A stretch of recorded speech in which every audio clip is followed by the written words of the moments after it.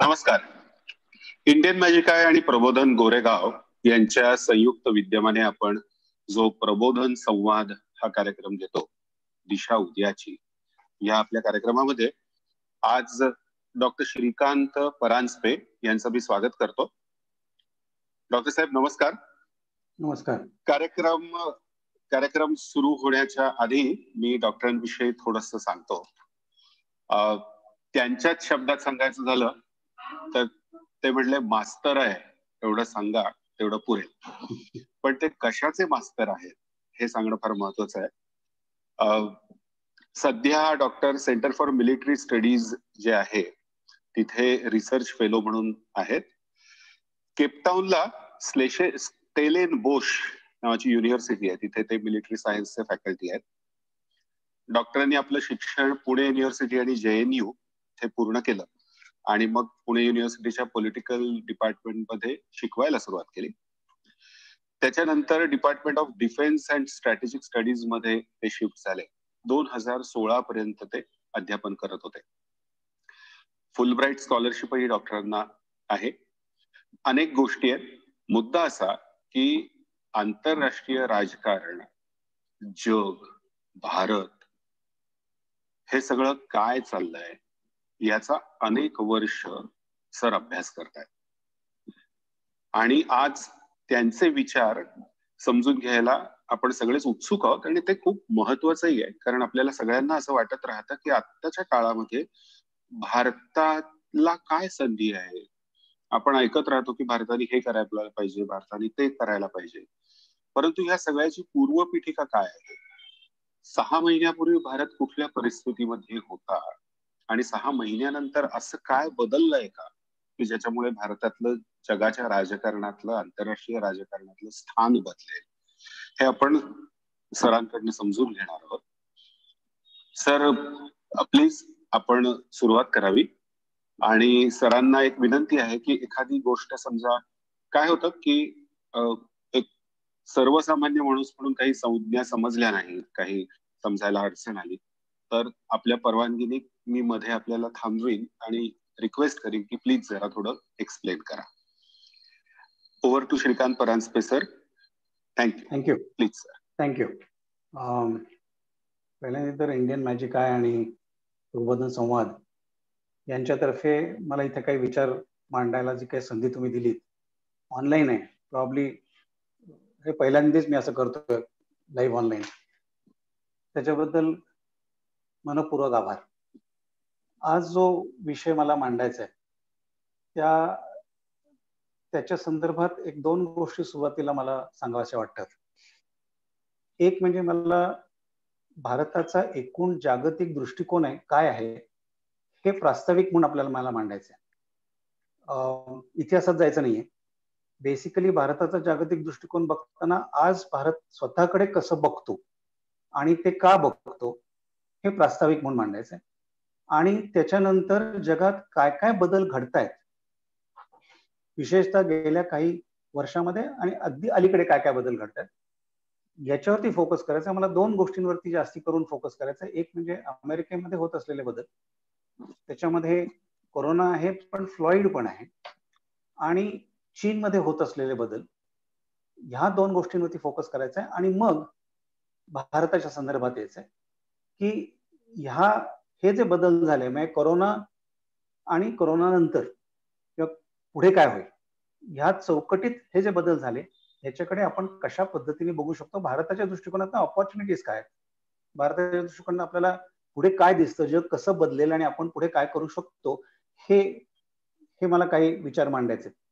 मग अशा आपण म्हणालात राजेश सर, तुम्ही म्हणालात तसं केव्हाही मला मध्ये इंटरप्ट करा, काही ऍडिशनल इन्फॉर्मेशन मला देता येईल.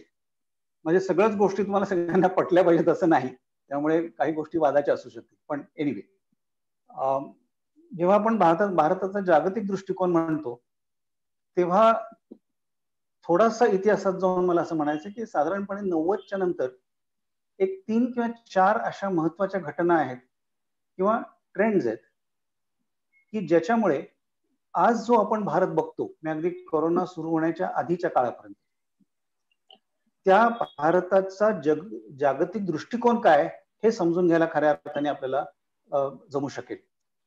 कुठल्या आणि त्याच्यातनं भारताच्या आकांक्षा काय आहेत, आम्हाला काय जगात करायचे, केवळ ह्या सरकारचं असं नाही, परंतु जगात आम्हाला काय करायचंय, आमची आयडेंटिटी काय, आमची इमेज काय, हे आपण काय मांडतो हे आपल्याला बघता येईल. कुठल्या 4 महत्वाच्या घटना. पहिली घटना म्हणजे 1991 नंतर जे काही आपण आर्थिक क्षेत्रामध्ये उदारमतवाद आणला, लिबरलायझेशन आणलं, इकॉनॉमिक लिबरलायझेशन केलं, उदारीकरण केलं, त्याच्यानंतर भारताची जी अर्थव्यवस्था सुधारत गेली खऱ्या अर्थाने, मग ते 7-8% जीडीपी कन्सिस्टंट असेल, परंतु अर्थव्यवस्था सुधारत गेली. आता आपण परत मागे फिरू शकत नाही. त्या सुधारलेल्या अर्थव्यवस्थेला एक प्रकारचं आपल्याला रेकग्निशन आहे. ते G20 मध्ये पण आहे, ब्रिक्स मध्ये दिसतं, परंतु हे रेकग्निशन ही जी एक अधिमान्यता आपल्याला मिळाली, हा एक महत्वाचा घटक होता की ज्याच्यातनं आपण स्वतःकडे आज बघतो.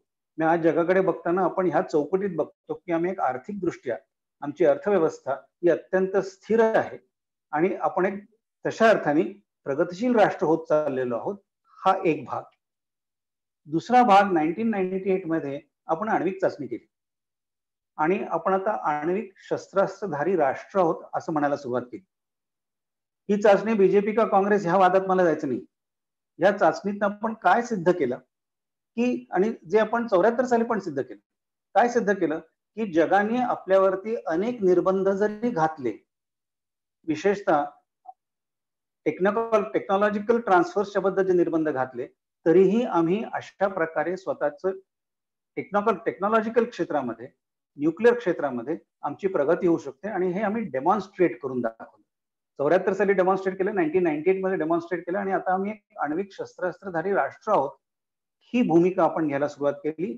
पूर्वीची जी एक संदिग्धता होती ती आम्ही सोडली. कुठेतरी ठोक पद्धतीने अत्यंत वास्तववादी चौकटीवरती आम्ही आमची भूमिका मांडायला सुरुवात केली. ती वास्तववादी चौकट आज पण दिसते, पण मी त्याकडे पुढे येईल. ही दुसरी घटना. तिसरी घटना ही भारत आणि अमेरिकेदरम्यान पहिल्यांदा 2004, मग 2005 आणि मग 2008 या दरम्यान जो न्यूक्लिअर डील झाला, बेसिकली तो पीसफुल युजेसच्या चौकटीत झाला, नॉन मिलिटरी डायमेन्शन झाला, परंतु तो डील काय ह्याच्यात मला जायचं नाही. मला जे आर्ग्युमेंट त्याच्यात असं आहे की look at the bigger picture in that sense. Argument असं आहे की भारताविरुद्ध जे वेगवेगळ्या जागतिक निर्बंध होते ते असताना देखील अमेरिकेसारख्या राष्ट्रांनी ते आपल्याशी डील करू शकतात. एका वेगळ्या शब्दात सांगायचं झालं तर आपल्यावरती जी वेगवेगळी कुलपं होती ती उघडली. बेसिकली असं आहे की जागतिक पातळीवरचे सगळे निर्बंध हे अमेरिकेच्या त्या एका डीलमुळे बदलले आणि आपल्याला आण्विक क्षेत्रामध्ये, आण्विक व्यापाराच्या क्षेत्रामध्ये we became an open house. हा त्यातला दुसरा भाग असा की आम्ही सोव्हिएट रशिया आणि नंतर रशिया यांच्याशी जी बांधिलकी होती, आयडिओलॉजिकल बांधिलकी होती, ती आता संपली. जो वास्तववाद मी म्हणतोय तो तिथे आहे, रिअलिस्ट, की आम्ही एका विशिष्ट विचार प्रणालीच्या चौकटीत आमचं जागतिक धोरण आखणार नाही. आम्ही त्याच्या पलीकडे जाऊ आणि वास्तववादी दृष्टिकोनातनं राष्ट्रहितावरती आधारित आमचं धोरण आखलं जाईल. ह्या स्वरूपाचं ही भूमिका आहे. हा तिसरा. आणि चौथी घटना माहिती, तो ट्रेंड आहे लुक ईस्ट आणि ऍक्ट ईस्ट. लुक ईस्ट आणि ऍक्ट ईस्ट काय, तर आपण आतापर्यंत एक प्रकारे पश्चिम आशियाई चौकटीत बांधले गेलेलो होतो. आमचा बराचसा फोकस हा पश्चिम आशिया होता, अरब क्षेत्र होतं, अरब इस्रायल असेल, व्हॉट एव्हर. आता आम्ही इतरत्र बघायला सुरुवात केली. आपण युरोपकडे बघायला सुरुवात केली होती, पण एशिया पॅसिफिक, इंडो पॅसिफिक हे क्षेत्र आम्ही बाय अँड लार्ज इग्नोर केलं. त्या क्षेत्राकडे आम्ही बघायला सुरुवात केली. ही चौथी घटना. बेसिक आर्ग्युमेंट माझा असं आहे की ह्या जर घटना बघितल्या तर त्याच्यात आपल्याला काय दिसतं, आपण आज भारत म्हणून जगासमोर वावरताना आपण काय सांगतो की आम्हाला काय करायचंय, तर ते दोन मुद्दे आहेत. आम्ही विचार प्रणालीच्या चौकटीत आज आम्ही अडकलेलो नाही. एक वेगळ्या अर्थाने सांगायचं झालं तर त्या जुन्या अलिप्ततावादी चौकटीतून आम्ही बाहेर पडलो. इतक्या स्पष्टपणे मी बोलत नाही, परंतु बाहेर पडलो तसं आपण सांगतो. त्याही पेक्षा महत्वाचं की आम्ही जगाला हे आता सांगू इच्छितो की जर का आपण आर्थिक क्षेत्र बघितलं, राजकीय बघितलं, तंत्रज्ञानाचं क्षेत्र बघितलं, सांस्कृतिक बघितलं, तर जो काही बदल आमच्यामध्ये झालेला आहे, जी काही एक प्रकारची स्थिरता आमच्यामध्ये आलेली आहे, जे काही स्थैर्य आहे आणि जी काय आम्ही प्रगती करतोय, we have arrived in the world. म्हणजे जागतिक निर्णय प्रक्रिया जी आतापर्यंत होती ती जी काय अत्यंत थोड्या राष्ट्रांच्या हातात होती, मग तो G7 असेल, G8 असेल, आता आम्हाला ह्या जागतिक निर्णय प्रक्रियेमध्ये समाविष्ट करून घ्या. तो समाविष्ट करून घेण्याचा आता आमचा हक्क आहे, हे आपण आता जगाला सांगतो. Let us participate in global decision making system. आम्हाला त्यात द्या, आम्हाला स्पेस द्या, आम्हाला जागा द्या. ही भारताची आकांक्षा आहे. ही भारताची आकांक्षा ही ह्या मागच्या काही वर्षांच्या वेगवेगळ्या प्रकरणातनं आपल्याला दिसते आणि ती आपण आता तिथपर्यंत पोहोचलेलो आहोत. हे प्रास्ताविक आहे. ह्या चौकटीत मला भारताकडे बघायचं आणि ह्या चौकटीत बघत असताना मला हे आर्ग्युमेंट असं करायचं की हा भारत आता जेव्हा जगाकडे बघतो तेव्हा कशा दृष्टीने बघतो. मग ते जग ट्रम्पचं असेल, ते चीनमधल्या शीचं असेल, किंवा युरोपमधल्या पोस्ट ब्रेक्सिटचं असेल, किंवा इतरत्र ज्या काही गोष्टी होत असतील त्याचं असेल. आता आम्ही कशा पद्धतीने बघतो, इथे मी आता खऱ्या मुद्द्यांकडे जातो. काय बदल आपण बघतो? अमेरिकेकडे पहिल्यांदा बघू. आणि अमेरिकेकडे बघत असताना मला स्पेसिफिकली ट्रम्पच्या कालखंडापासून हा विषय घ्यायचा आहे. आर्ग्युमेंट साधा आहे की ह्याच्याकडे बघत असताना आपण प्री कोरोना आणि पोस्ट कोरोना असं मला अमेरिकेचं धोरण सुरुवातीला मांडायचंय, कारण त्याच्यामध्ये एक प्रकारे कंटिन्युइटी आहे. कारण ट्रम्प तिथे सत्तेवरती असणं एका वेगळ्या पातळीवरती जर का सांगायचं झालं, एक साईड रिमार्क म्हणून, तर साधारणपणे असं दिसतं की जेव्हा जेव्हा अमेरिकेमध्ये रिपब्लिकन प्रेसिडेंट्स होते तेव्हा तेव्हा भारत आणि अमेरिकेचे संबंध चांगले होते. कदाचित निक्सन याला अपवाद आहे, परंतु जेव्हा जेव्हा डेमोक्रॅटिक प्रेसिडेंट्स होते तेव्हा मात्र भारत आणि अमेरिकेच्या संबंधांमध्ये प्रॉब्लेम्स येत होते. मग ते कार्टर असतील, ते बिल क्लिंटन असतील, तेव्हा तेव्हा प्रॉब्लेम झालेले. रेगनचा काळ चांगला होता, बुशचा काळ चांगला होता, जॉर्ज बुशच्या वेळेस तो करार झाला. ट्रम्पचा काळ चांगला आहे. हा जो भाग आहे त्यामुळे ट्रम्प परत येईल का याबद्दल अमेरिकेत खूप वाद आहेत. आणि त्या संदर्भात मला एक दोन गोष्टी इथे मांडायच्या की ट्रम्पची America pre corona, post corona आणि पोस्ट फ्लॉइड, कारण त्या चौकटीत पण आपण अमेरिकेकडे बघू शकतो. या चौकटीत मला दोन तीन गोष्टी मांडायच्या. पहिलं असं, ट्रम्पनी इलेक्शन्सच्या दरम्यान जी भूमिका मांडली की आम्ही जी आश्वासन दिली इलेक्शन्सच्या वेळेस, ती आश्वासनं आपण जर बघितली तर बाय अँड लार्ज त्या आश्वासनांना पाळण्याचा ट्रम्पनी प्रयत्न केलेला आहे. आधी साधी उदाहरणं घेतो. एक उदाहरण आहे अमेरिका फर्स्ट, ही त्याचं जे ब्रीदवाक्य आहे. आपण इंडिया फर्स्ट म्हणतो, कुठली राष्ट्र म्हणतो, पण अमेरिका फर्स्ट. अमेरिका फर्स्ट ह्या चौकटीमध्ये ट्रम्पनी बेसिकली अमेरिकेमध्ये उद्योगधंदे पुन्हा इथे आले पाहिजेत याच्यासाठी प्रयत्न करायला सुरुवात केली. आणि उद्योगधंदे जर अमेरिकेतलं बाहेर जात असतील तर ते परत आमच्याकडे येण्यासाठी काय करावं, कारण उद्योगधंद्यांशी म्हणजे इंडस्ट्रीशी रोजगाराचं त्यांनी लिंकेज स्पेसिफिकली मांडलं. काय करता येतं तर तिथे त्यांनी दोन गोष्टी सांगितल्या. एक म्हणजे जे उद्योगधंदे बरेचसे आउटसोर्स होऊन चीनला गेलेले आहेत त्यांना आम्हाला परत इथे आणलं पाहिजे. आणि दुसरं अगदी स्पेसिफिकली नॉर्थ अमेरिकन क्षेत्रामध्ये north American free trade agreement जे नाफ्ता, त्याच्याबद्दल बऱ्यापैकी वाद होते. कारण नाफ्ता म्हणजे कॅनडा, अमेरिका आणि मेक्सिको यांच्यामधलं मुक्त व्यापाराचा तो करार आहे. त्याच्यामुळे अमेरिकेतल्या जॉब ऑपॉर्च्युनिटीज, अमेरिकेत रोजगार बाहेर जातो, मुख्यतः मेक्सिकोत जातो, ही भीती होती. तो करार वाईट आहे, तो मुक्त व्यापाराचा करार आम्हाला आमच्या राष्ट्रहिताला पोषक नाही, ही भूमिका ट्रम्प सारखं घेत होते. आणि म्हणून तो करार मी बदलणार हे आर्ग्युमेंट ते करत होते. ही सक्सीडेड इन इट. म्हणजे तो करार ऍक्च्युअली बदलण्यासाठी जी काही त्यांनी मोहीम राबली, जो काही दबाव कॅनडावरती आणला, मेक्सिकोवरती आणला, त्याला यश आलं आणि तो करार आता बदललेला आहे. त्याचे फायनल स्वाक्षऱ्या व्हायच्यात पण तो करार बदललेला आहे. मेक्सिको बाबतीतच जो एक दुसरा मुद्दा होता तो म्हणजे मायग्रेशनचा. त्याच्याबद्दल पण अत्यंत मोठ्या प्रमाणात अट्टास घेतला होता की मी तो भिंत बांधणार काय वॉटेवर, पण मायग्रेशनचा मुद्दा मेक्सिकोचा आपल्याशी तसा संबंध नाही.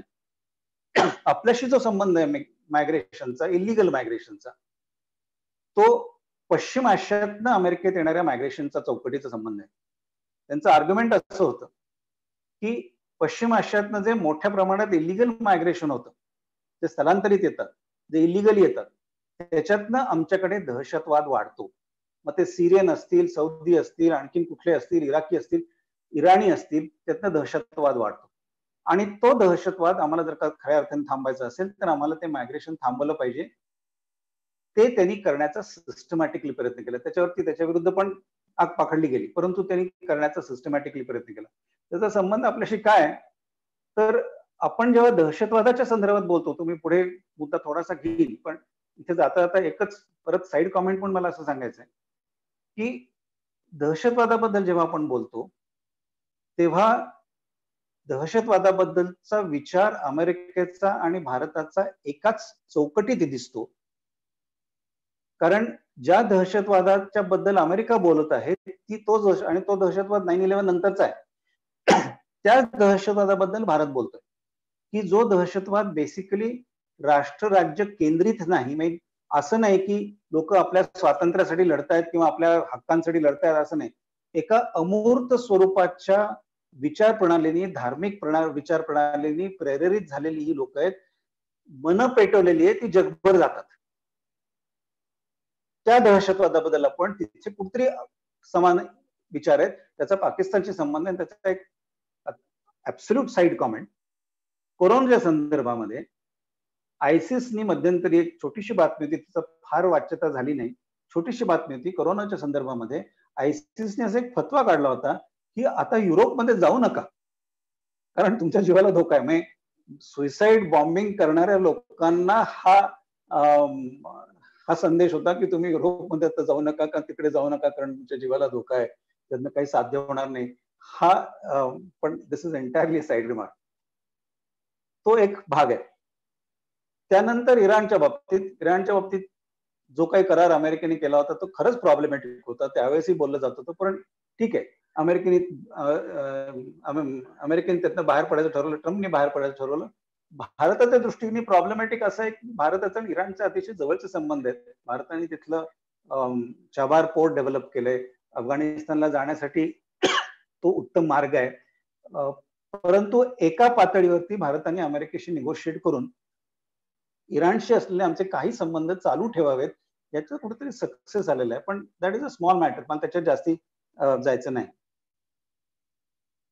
चीन बाबतीत मात्र एक महत्वाचा एक गोष्ट दिसते. असं म्हणता येईल की डोनाल्ड ट्रम्प हा तशा अर्थाने पहिला राष्ट्राध्यक्ष आहे की ज्यांनी चीनला खऱ्या अर्थाने सामोरा गेला. मी ऍड्रेस द प्रॉब्लेम. आतापर्यंतचे कुठलेही राष्ट्राध्यक्ष अमेरिकन, म्हणजे साधारणपणे 70च्या दशकानंतर, निक्सन चीनला जाऊन आल्यानंतर जर आपण कुठलेही राष्ट्राध्यक्ष बघितले, अमेरिकेचे कुठलेही प्रेसिडेंट बघितले, त्यांनी चीनच्या विरुद्ध कधीही भूमिका घेतलेली नाही, ते धाडस केलेलं नाही. ते धाडस ट्रम्पनी केलं. कुठल्या कारणाने केलं असेल, म्हणजे तो ट्रेडचा इश्यू असेल, तो तिथनं जॉब ऑपॉर्च्युनिटी तिकडे आणण्याचा इश्यू असेल, ते धाडस ट्रम्पनी केलं. ट्रेड वॉर सुरू केली, टॅरिफ्स लावायला सुरुवात केली, चीनी इम्पोर्ट्स वरती निर्बंध आणायला सुरुवात केली. त्याचे पॉझिटिव्ह परिणाम अमेरिकेत दिसतात, त्याचे निगेटिव्ह परिणाम चीनमध्ये दिसायला लागले की चीनच्या अर्थव्यवस्थेला त्याचे खऱ्या अर्थाने प्रॉब्लेम निर्माण झाले. ह्याचं डिस्कशन किंवा एकूण ह्याची चर्चा वृत्तपत्रांमध्ये फार कमी होते की चीनला खऱ्या अर्थाने किती काय अपाय झालाय, चीनमध्ये काय प्रॉब्लेम आहेत, हे कुठेतरी मधनं येतं. पूर्वी हाँगकाँग मधनं ही बातमी यायची, आता ती रेग्युलरली येते तसं नाही, परंतु हे मधनं केव्हा तरी येतं की चीन मधल्या अर्थव्यवस्थेला आलेले प्रॉब्लेम्स आणि त्याच्यातून निर्माण होणाऱ्या समस्या. परंतु ट्रम्पने ते करून दाखवलं.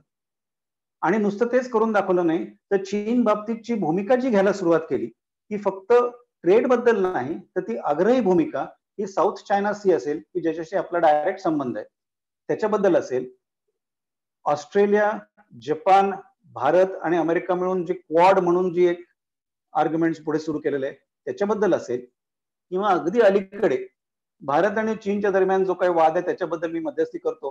हे जे काही त्यांनी वक्तव्य केलं त्याच्याबद्दल मला थोडंसं नंतर बोलायचंय, परंतु हे जे काही वक्तव्य केलं ते असेल, कुठेतरी भारत आणि अमेरिकेचं एक प्रकारचे कुठेतरी इश्यूज आयडेंटिफाय करायला सोपं जातं, आणि हा तो मुद्दा आहे. आणखीन एक चीनच्या बाबतीत धोरण जे आखलं ते टेक्नॉलॉजी संदर्भात, हुवेईच्या त्या मोबाईल टेक्नॉलॉजी आणि 5G डेटा याच्याबद्दल, की अमेरिकेने निर्बंध आणले. आपणच नाही निर्बंध आणले तर त्यांनी इतर मित्र राष्ट्रांना त्याच्यावरती निर्बंध आणण्यासाठी दबाव आणला.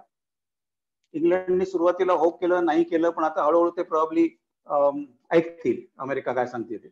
युरोपमधल्या काही राष्ट्रांनी केलं, ऑस्ट्रेलियाने केलं, जपानने केलं. त्यामुळे टेक्नॉलॉजीच्या बाबतीत चीन चोरी करतं आमच्याकडनं, ही भूमिका अमेरिकेने आता घ्यायला घेतली. त्याचाही विपरीत परिणाम हा अमेरिका आणि चीन संदर्भात होतो.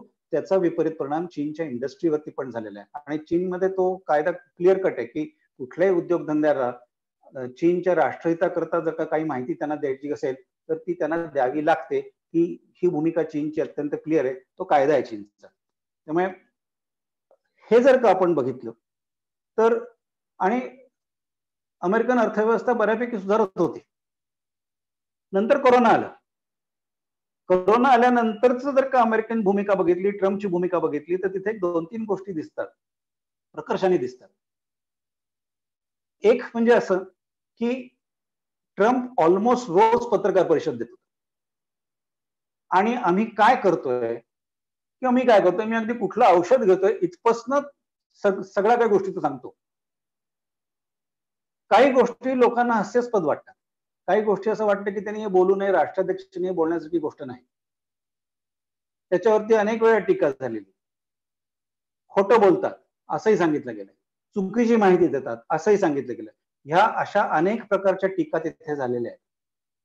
डेमोक्रॅटिक पक्षाची त्या दरम्यान सगळी प्रक्रिया सुरू होती की पुढचा प्रेसिडेंटसाठी कोण उभं राहणार. फायनली जो बायडेन उभं राहते.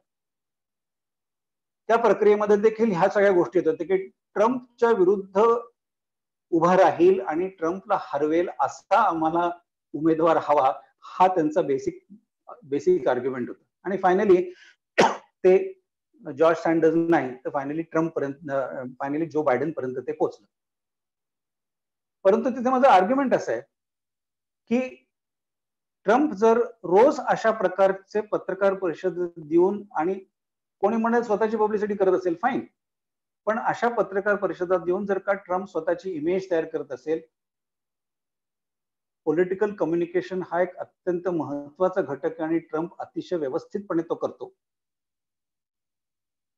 तर शेवटी नोव्हेंबरमध्ये इलेक्शन्स आहेत, आत्ता इलेक्शन नाहीये. नोव्हेंबर पर्यंत जेव्हा कोरोनाचे इश्यूज कदाचित कमी होतील, तेव्हा निवडणुकीला जाताना लोकांच्या समोर डोक्यात काय असण्याची शक्यता आहे? ट्रम्प काय बोलला हे कंटेंट महत्वाचं नाही. ट्रम्प बोलत होता, ट्रम्प सांगत होता, leading from the front he leadership आहे. आणि ट्रम्प आम्हाला प्रत्येक वेळेस काय काय होते हे आमच्या समोर मांडत होता, हे मात्र लोकांच्या लक्षात राहील, विच इज मोर क्रिटिकल. आणि म्हणून काय बोललं काय नाही बोललं ह्याच्यापेक्षा तो बोलतो आणि त्यांनी काय केलं हे लोकांना सांगतो, ही जी एक लिडरशिपची भाग आहे तो ट्रम्प करतो, तो महत्वाचा आहे. त्या कोरोनाच्या ह्याच्या इश्यू नंतर आता फ्लाईटची इश्यू. कोरोनाच्या बाबतीत आणखीन एक गोष्ट आहे, डेमोक्रॅटिक पक्षाच्या बाबतीत आहे. डेमोक्रॅटिक पक्षाने अनेक वेळेला आणि अजूनही सतत टीका केलेली की हे चुकलं ते चुकलं ते चुकलं. अमेरिकेमध्ये एक आहे मात्र की लोकल लेवलचं राजकारण हे कदाचित जास्ती महत्वाचं असतं, काउंटी लेवलचं महत्वाचं असतं, स्टेट लेवलचं महत्वाचं असतं. परंतु डेमोक्रॅटिक पक्षाने सातत्याने हे चुकलं हे चुकलं हे चुकलं असं सांगितलंय.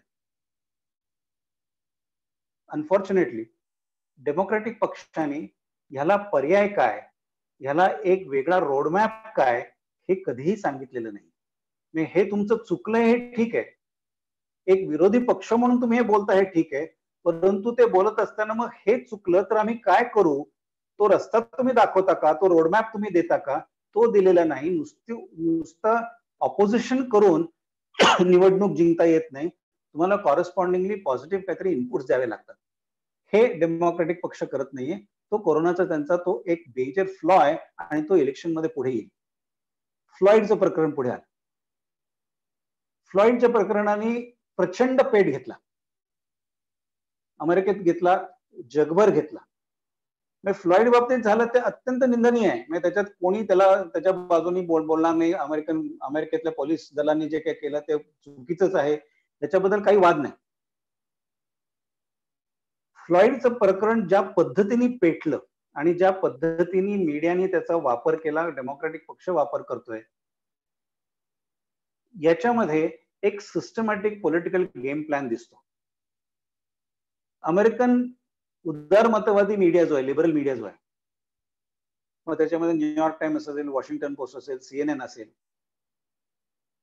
यांनी सातत्याने ट्रम्प विरोधी भूमिका घेतलेली. फ्लॉइडच्या बाबतीत तर दे वेंट ऑल आउट ही भूमिका घ्यायला. ही जी भूमिका घेतली आणि ज्या पद्धतीने हे सगळं केलेलं आहे, ते असं वाटतं की इव्हेंच्युअली नोव्हेंबर येईपर्यंत हे किती ताणलं जाईल याला मर्यादा आहे. आणि तुम्ही जितकं ताणाल तितकं त्याचे रिव्हर्स इफेक्ट सुरू होण्याची शक्यता आहे.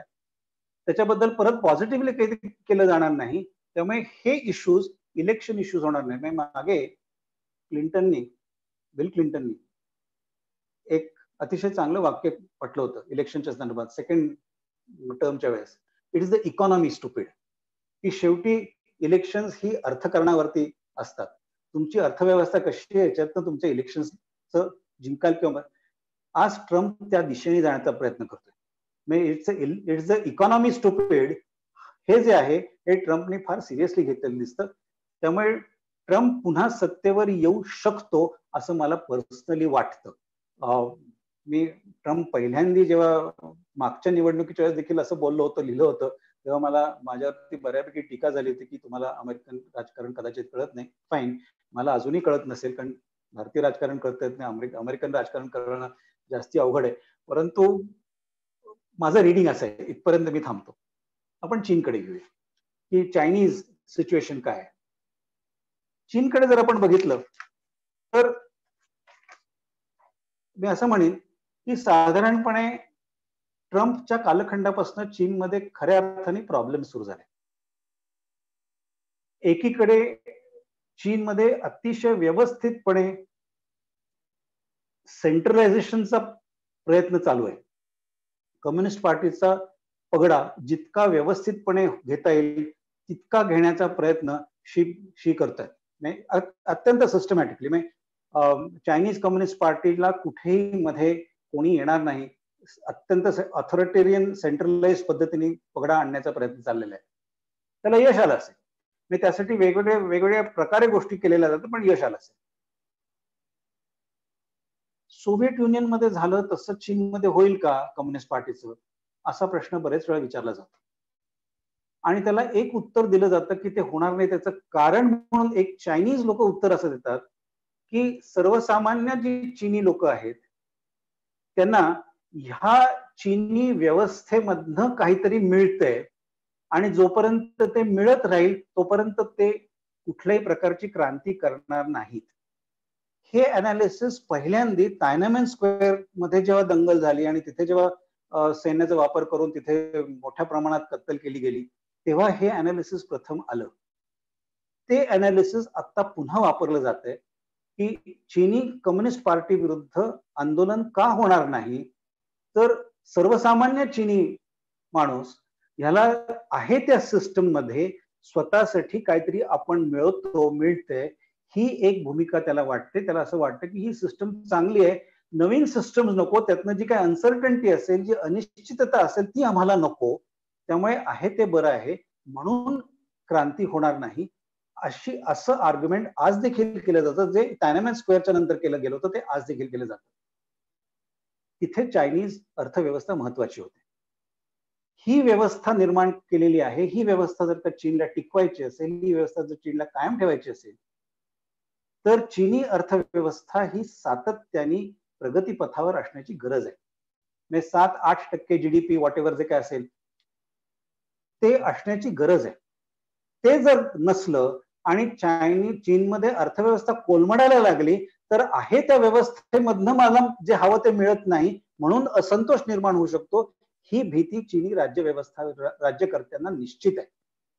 त्यामुळे ट्रम्पच्या विरुद्ध जो काही आग पछाड जी काही झाली आणि ट्रम्पच्या विरुद्ध जे काही प्रचंड प्रमाणात टीका होत गेली की ट्रम्प हे करतोय चुकीचं आहे, ट्रम्प हे करतो ते चुकीचं आहे, त्याचं मुख्य कारण हे डोमेस्टिक आहे. त्याचं मुख्य कारण हे बेसिकली डोमेस्टिक आहे, कारण चीनचा व्यापार जर थांबला, चीनचं एक्सपोर्ट ओरिएंटेशन थांबलं आणि चीनच्या अर्थव्यवस्थेला जर का फटका बसला तर त्याच्यातनं चीनची राजकीय व्यवस्था कोलमडू शकते, चीनची एकूणच क्रायसिस सामाजिक व्यवस्था कोलमडू शकते. हा क्रायसिस चीनी कम्युनिस्ट पार्टीला नकोय हे त्यांनी अत्यंत क्लिअर कटपणे ते सांगायला सुरुवात करतात. ही जी चीनी अर्थव्यवस्था कोलमडायला सुरुवात झाली, ही जो क्रायसिस यायला सुरुवात झाली त्याच्यात भर पडली कोरोनाने. वुहानमध्ये जे काय झालं म्हणून तो वुहानच्या गोष्टी दबवल्या गेल्या, सांगितल्या गेल्या नाहीत आणि कोरोना नंतर ऑलरेडी डळमळीत होत चाललेली अर्थव्यवस्था आणखीन क्रायसिस मध्ये आली. तो क्रायसिस जो आहे तो हा खऱ्या अर्थाने जेन्युइन क्रायसिस आहे. त्या क्रायसिस बद्दल पण फारसे वाच्यता होत नाही, मधनं कुठेतरी बारीक बारीक कुठेतरी बातम्या येतात पण फारसं होत नाही. हा जो क्रायसिस आहे ह्याच्या थोड्या बातम्या कधी कधी हाँगकाँगमध्ये येतात. एक म्हणजे विद्यार्थी हाँगकाँगमध्ये ती मधनं काय काय लिहित असते किंवा सांगत असते, पण तो जो क्रायसिस आहे त्याला सामोरं जाण्याची जी काही डिप्लोमसी आहे, सामोरं जाण्याची जी काही पद्धत आहे जी चीनने आत्मसात करायला सुरुवात केली ती महत्वाची आहे. ती म्हणजे अत्यंत आक्रमक भूमिका घ्यायची. तिथे भारताचा उल्लेख मला करावासा वाटतो. अत्यंत आक्रमक भूमिका आहे आणि ती सर्वत्र दिसते. तैवान संदर्भात दिसते. WHO मध्ये तैवानला आम्ही घेणार नाही, म्हणजे Taiwan was a success story कोरोनाच्या संदर्भात, पण तैवानला आम्ही घेणार नाही ही भूमिका चीनने घेतली. हाँगकाँग बाबत दिसते. आता जो नवीन कायदा तिथे हाँगकाँगमध्ये आणू घातलेला आहे सिक्युरिटीच्या संदर्भातला, तिथे तोच अट्टहास आहे. हाँगकाँगमध्ये कुठल्याही प्रकारे अशा प्रकारचा वाद होऊ नये किंवा हाँगकाँगमध्ये कुठल्याही प्रकारे आमच्या विरोधात काही होऊ नये. हाँगकाँगमध्ये सुरुवातीला जेव्हा क्रायसिस आला होता काही वर्षांपूर्वी, मला एक्झॅक्ट वर्ष माहिती नाही, प्रॉब्ली 2008च्या आसपास व्हॉट तेव्हा एकदा एक चायनीज स्कॉलर आमच्याकडे पुण्यात युनिव्हर्सिटीमध्ये होता. इन्फॉर्मली आम्ही गप्पा मारताना त्यांनी एक गोष्ट मात्र स्पष्ट सांगितली. तो म्हणला टायनामेन स्क्वेअर मध्ये जे आम्ही केलं ते आम्ही हाँगकाँगमध्ये करणार नाही, कारण हाँगकाँगची व्यवस्था मला ती मेंटेन करायची. ती चूक हा शब्द कधी वापरला नाही, परंतु तसं आम्ही इथे करणार नाही. आता देखील टायनामेन स्क्वेअर मध्ये जे केलं त्या प्रकारे हाँगकाँगच्या विरुद्ध चीन करत नाहीये. चीन जितकं शक्य असेल तितके कायद्याची चौकट वापरून, कायद्याची फ्रेमवर्क वापरून, राजकीय चौकट वापरून, बळाचा वापर कमीत कमी करून हाँगकाँगवरचा ताबा आणण्याचा प्रयत्न करते. पण तिथे आक्रमक भूमिका आहे. दक्षिण चिनी समुद्रात आक्रमक भूमिका आहे. साऊथ चायना सी मध्ये तिथे तर प्रचंड आक्रमक भूमिका आहे. त्यामध्ये व्हिएतनाम विरुद्ध असेल, फिलिपाईन्स विरुद्ध असेल, आणखीन कोणाविरुद्ध असेल, जपान विरुद्ध आक्रमक भूमिका आहे. कॅनडा विरुद्ध होती त्या होय प्रकरणाच्या संदर्भात. युरोपच्या बद्दल ते अजूनही बोलतात की तुम्ही असं करू नये. भारतासंदर्भात आहे. इथे मी चीन आणि भारताच्या संदर्भात थोडस जास्ती विस्तृतपणे दोन गोष्टी सांगाव्याशा वाटतात. सिक्कीम मध्ये किंवा लडाखमध्ये चीननी हा जो काही आक्रमक पवित्र घ्यायला सुरुवात केली, काही पुढे यायचं मागे जायचं, त्याच्या बाबतीत बोलत असताना दोन दृष्टिकोनातून बोलता येतं. मी तशा अर्थाने त्याच्याकडे बघतो. एका पातळीवरती आपण त्याच्याकडे बघितलं तर ते अत्यंत स्थानिक पातळीवरती आपण बघू शकतो आणि त्या चौकटीत बघता येतं. लोकल लेवलला अशा अर्थाने की तो टेरिटोरियल इश्यू आहे, तो त्या सीमेच्या संदर्भातला इश्यू आहे. ज्या क्षेत्रात चीनी सैन्य जमाजमा करते त्या क्षेत्रात तुम्ही कॉरेस्पॉन्डिंगली आपलं सैन्य नेता. जिथे ते आक्रमक पुढे येत आहे तुम्ही तिथे आक्रमक पुढे जाता. सिक्कीम मध्ये तसं झालं. बाचाबाची झाली, हातापाई झाली, गोळ्याने एकमेकांना तरी मारले, फायरिंग नाही झालं, परंतु धक्केबुक्के झाले. लडाखमध्ये आज चाललेलं आहे. लडाखमध्ये ह्या क्षेत्रात तुम्ही आलात का, त्या क्षेत्रात आलात का, भारत ज्या गोष्टी करण्याचा प्रयत्न करताय तिथे इन्फ्रास्ट्रक्चर डेव्हलप करण्याचा प्रयत्न करताय, जो ऍक्च्युली भारताने 60 वर्षापूर्वी करायला पाहिजे होतं, आपण ते आत्ता करतोय. पण करतोय. हे जे इन्फ्रास्ट्रक्चर आपण डेव्हलप करतोय कम्युनिकेशनसाठी, रस्ते असतील, पूल असतील, ते तुम्ही लाईन ऑफ ऍक्च्युअल कंट्रोल पर्यंत आणू नका, हा अट्टहास चीन करतं आणि म्हणून त्याच्या विरुद्ध आरडाओरडा करतं किंवा त्याच्या विरुद्ध कारवाई करण्याचा प्रयत्न करतं. भारताची आजची जी भूमिका आहे ह्या संदर्भात, मी अगदी लोकल लेवलला बोलायचं झालं तर, स्थानिक पातळीवरती विचार करायचा झाला तर, आजची जी भूमिका आहे ती बघण्यासाठी आपण साधारणपणे 2 गोष्टीवरती लक्ष ठेवू शकतो. एक म्हणजे 2014 साली चुमार लडाखमध्ये, आणि त्यानंतर 2016 मध्ये डोकलाम, डेमचॉक, 2016 मध्ये डेमचॉक आणि त्याच्यानंतर 2017 मध्ये डोकलाम. ह्या जर घटना बघितल्या तर प्रत्येक वेळेस चीननी जिथे जिथे आक्रमक पवित्रा घेतलाय तिथे तिथे आम्ही त्याला प्रत्युत्तर दिलेलं आहे. आम्ही समोरे गेलेलो आहोत. स्थानिक पातळीवरती त्यांनी जर का 4 लोक आणली तर आम्ही 20 लोक पुढे नेलेली आहेत आणि कुठेही माघार घेतलेली नाही. याचा अर्थ युद्ध नाही झालं, याचं युद्ध झालं असं नाही, गोळीबार झाला नाही, आय टू आय कन्फ्रंटेशन आहे, फेस टू फेस कन्फ्रंटेशन आहे. असे जे कन्फ्रंटेशन असतात ते 4 दिवसात मावळत नाही. डोकलाम अनेक महिने चाललं. तशाच पद्धतीने लडाखचा प्रॉब्लेम असाच रेंगाळत राहील. परंतु आपण जी भूमिका घेतली ती भूमिका जी आता आपण घेतो आहोत ती भूमिका जर बघितली तर आता आम्ही मागे जाणार नाही, हे आपण चीनला स्पष्ट सांगितलेलं आहे आणि त्या दिशेने आपण पावलं उचलतोय. लडाखमध्ये जो काही रस्ता बांधण्याचं काम चाललंय, पूल बांधण्याचं काम चाललंय, तो आम्ही तसंच चालू ठेवलंय. ही स्थानिक पातळीवरची भूमिका भारताची जी आहे ही लॉंग टर्म आहे. हा एक सामरिक नीतीचा भाग आहे, स्ट्रॅटेजीचा भाग आहे.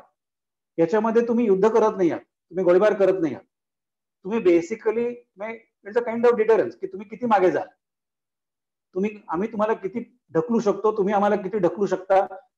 आणि शेवटी असं आहे, युद्ध होईल इथपर्यंत आम्ही एकमेकांना ढकलू, त्याच्या पलीकडे आम्ही जाणार नाही. ब्रिंकमनशिप सारखं आहे, आम्ही इथपर्यंत जाऊ, तुम्ही तिथपर्यंत या आणि केव्हा तरी मग आम्ही एकमेकांपासून हे करू. हा जो भाग आहे हा 4 दिवसाचा नसतं, हे महिना चालू शकतं. त्यामुळे लडाख मधल्या गोष्टी किंवा सिक्कीम मधल्या गोष्टी आणखीन आठवड्याभरात संपतील अशी अपेक्षा करू नये.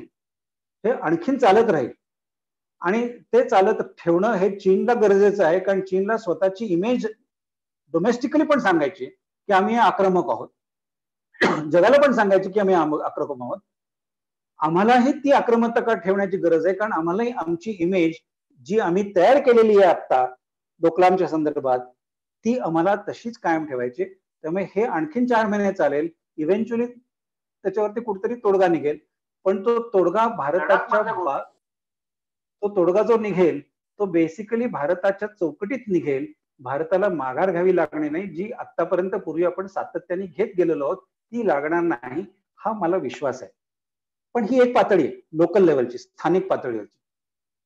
मला ह्याच्याकडे बघताना आणखीन एका पातळीवरती बघण्याची गरज वाटते आणि ती म्हणजे एका जागतिक पातळीवर बघण्याची गरज वाटते. Me look at the bigger picture असं आम्ही नेहमी म्हणतो की चीनचं हे जे कारस्थान आहे हे स्थानिक आहे, बरोबर आहे, त्याला स्थानिक पातळीवरती उत्तर देणं गरजेचं आहे, हेही बरोबर आहे.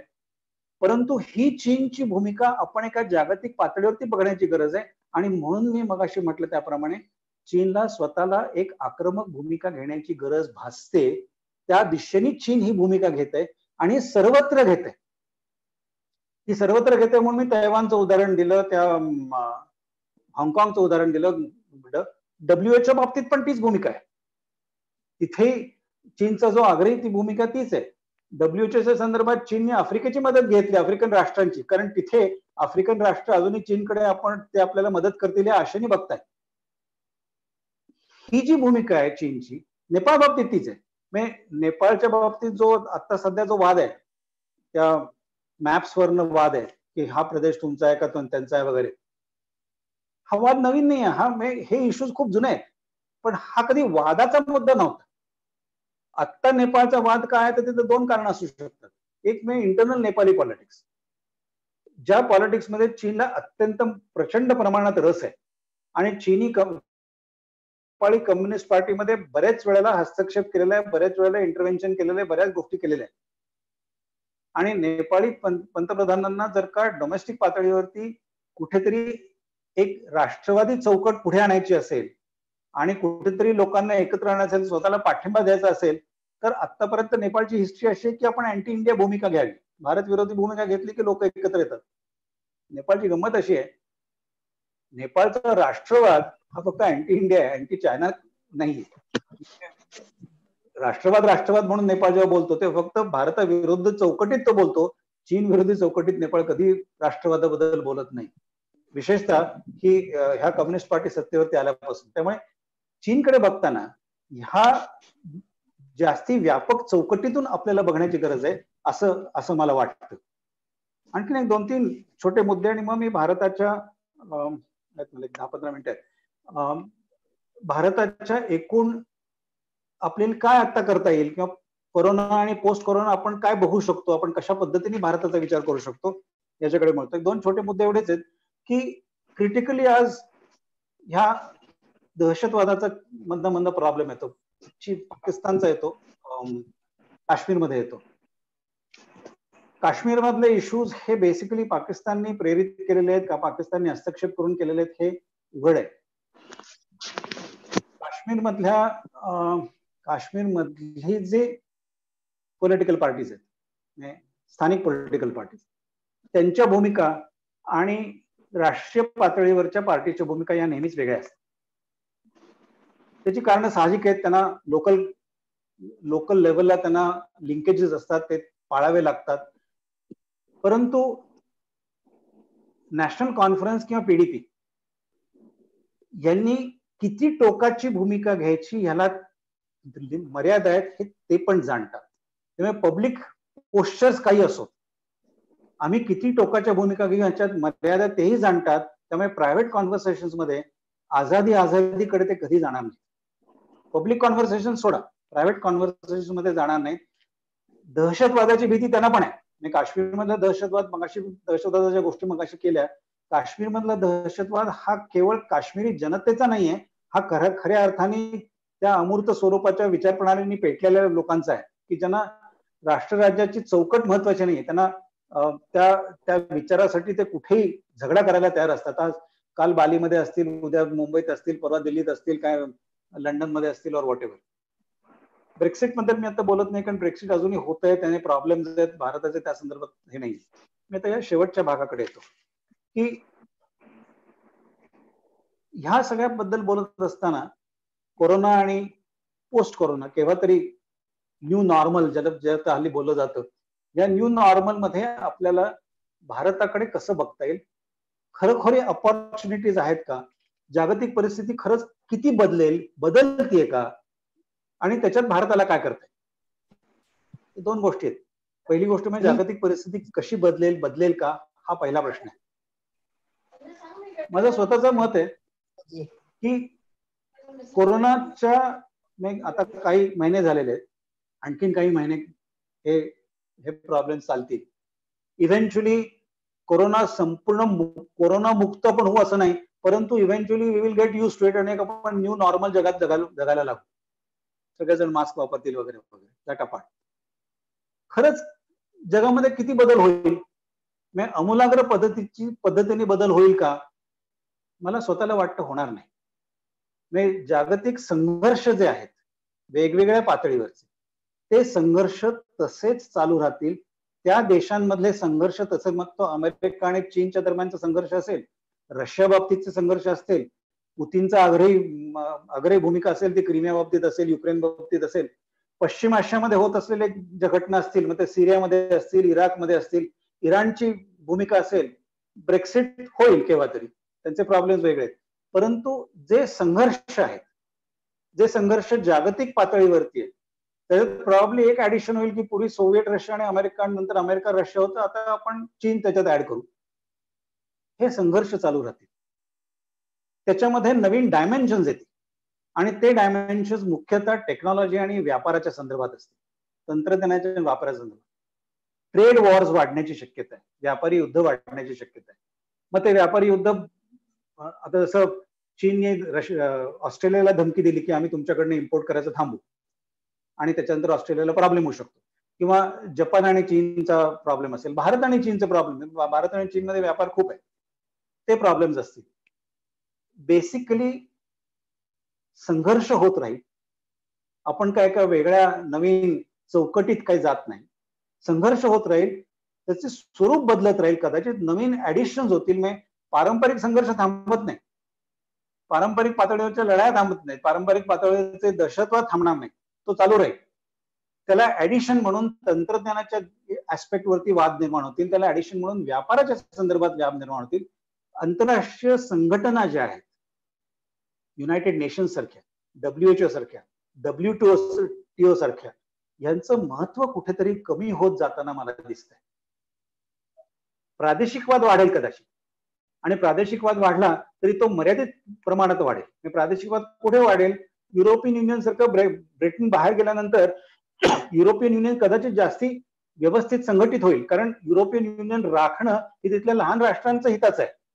जर्मनी आणि फ्रान्सला कदाचित नसेल, पण लहान राष्ट्रांच्या हिताचं आहे. एक प्रचंड मोठी मार्केट आहे, आणि that market they want to keep, whether to negotiate outside किंवा इंटरनल मार्केट म्हणून. तशा अर्थाने प्रादेशिक वाद वाढेल, काही मर्यादित प्रमाणात वाढेल. राष्ट्रवाद वाढेल, अग्रेसिव्ह राष्ट्रवाद वाढू शकतो, पण संघर्ष संपणार नाही. नवीन कुठली चौकट येणार नाही, नवीन स्वरूप येतील. इंटरनॅशनल ऑर्गनायझेशनला मात्र फार चांगले दिवस येतील असं मला वाटत नाही. युनायटेड नेशन सारखी गोष्ट, सिक्युरिटी काउन्सिल सारखी गोष्ट, आपण आता सिक्युरिटी काउन्सिलचे मेंबर होणार आहोत. सिक्युरिटी काउन्सिल सारखी गोष्ट, त्याच्यावरती जो जुना पगडा आहे, जुन्या ज्या राष्ट्रांचा पगडा आहे, तो कायम राहील.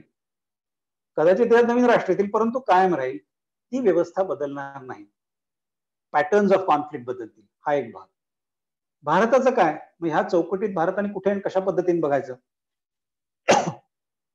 भारताच्या चौकटीत बघितलं तर प्रामुख्याने अर्थव्यवस्थेकडे आपल्याला बघायला लागेल. अर्थव्यवस्थेकडे बघत असताना जी मेक इन इंडियाची जी चौकट सुरू केली किंवा आत्मनिर्भर भारत, इट